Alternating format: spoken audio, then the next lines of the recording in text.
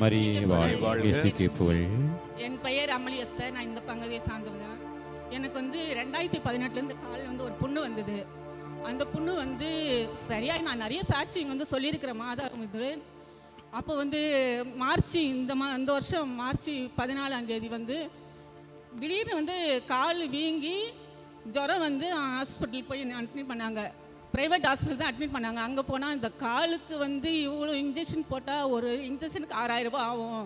அதனால் நீங்கள் இப்போ என்கிட்ட அவ்வளோ பணம் என்கிட்ட கிடையாது. நான் மாதாக்கிட்ட வேண்டிக்கினேன், மாதாவே எனக்கு யாரும் இல்லை, நீங்கள் தான் அப்படின்ட்டு.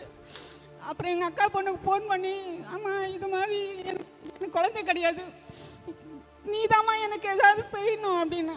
இல்லை சித்தி என்னால் முடியாது, நான் நீ இங்கே வா உன்னை பார்த்துக்கிறேன் அப்படின்னு சொல்லிட்டு அவள் வீட்டுக்கு என்னை கூட்டிகிட்டு போனான்.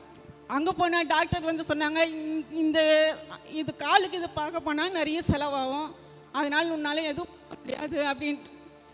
சரி என்ன பண்ணுறது ஒன்றுமே புரியல. அப்புறம் அந்த டாக்டர்மாவே நானும் மாதாட்ட வேண்டிக்கினேன், மாதாவி இது எதுவுமே செலவு இல்லாத எனக்கு நல்லபடியாக ஆகணும் அப்படின்னு வேண்டிக்கினேன். அந்த டாக்டர்மா சொன்னாங்க, எனக்கு ராயப்பேட்டையில் ஒரு டாக்டர்மா தெரியும், நீ அங்கே போய் பார்த்துக்கம்மா அப்படின்னாங்க. சரின்ட்டு அங்கேருந்து எனக்கு கால் ஊனவே முடியாது. அது மாதிரி சூழ்நிலையிலேருந்து என்னை கூட்டிகிட்டு போனாங்க. கூட்டிட்டு போய் அங்கே போய் ஆஸ்பத்திரியில் அட்மிட் பண்ணாங்க. ஆஸ்பத்திரியில் அட்மிட் பண்ண கொஞ்ச நேரத்தில் என்னை ஐசியூ வார்டுக்கு மாற்றிட்டாங்க.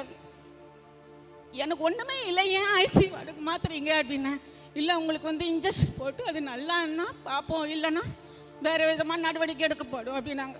நானும் மாதாக்கிட்ட வேண்டி இந்த ஐசியூ வார்டில் ஒரு போன நேரத்துக்கு ஒரு உயிர் போயினே கொண்டே இருந்தது. எங்கள் தம்பி சொன்னான், நீ மாதாக்கிட்ட வேண்டிக்க உனக்கு எதுவும் ஆகாது அப்படின்னு. எல்லாரும் வெளியில் இருந்தாங்க. கொஞ்ச நேரத்தில் 4 பேர் இறந்து வெளியில் வந்தேன். அவன் என்கிட்ட எதுவுமே சொல்லலை, நீ மாதாக்கிட்ட மட்டும் வேண்டிக்கோ உனக்கு எதுவும் ஆகாது அப்படின்னு. சரி நான் மாதாக்கிட்ட வேண்டி பக்கத்து பெட்டில் ஒருத்தர் பயங்கரமாக ஒரு வீசிங் ப்ராப்ளம். அவர் இரும்பு லைனே இருந்தார். நீங்கள் ஏன் இப்படி இருமி நிற்கிறீங்க அப்படின்னு எனக்கு ஒன்றுமே புரியல.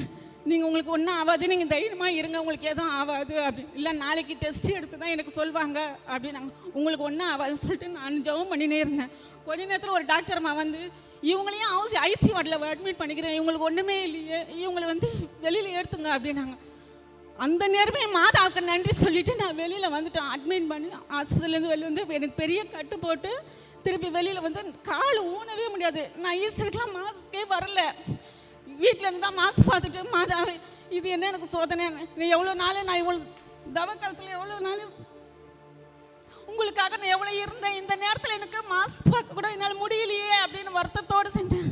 அப்போ எங்கள் வீட்டுக்காரர் சொன்னாங்க, நீ கடவுளை ரொம்ப நீ வேண்டுனால்தான் உனக்கு இந்த மாதிரி உனக்கு சோதனை வருது அப்படின்னாங்க. சோதனைக்கு தடையாக ஆண்டவர் எனக்கு உதவி செய்வார், நீங்கள் எதுவும் சொல்லாதீங்கன்ட்டு நான் மாதாவிட்ட வேண்டிட்டு நான் இந்த கொஞ்சம் போன மாதம் தான் நான் மாஸ்க் வந்தேன்.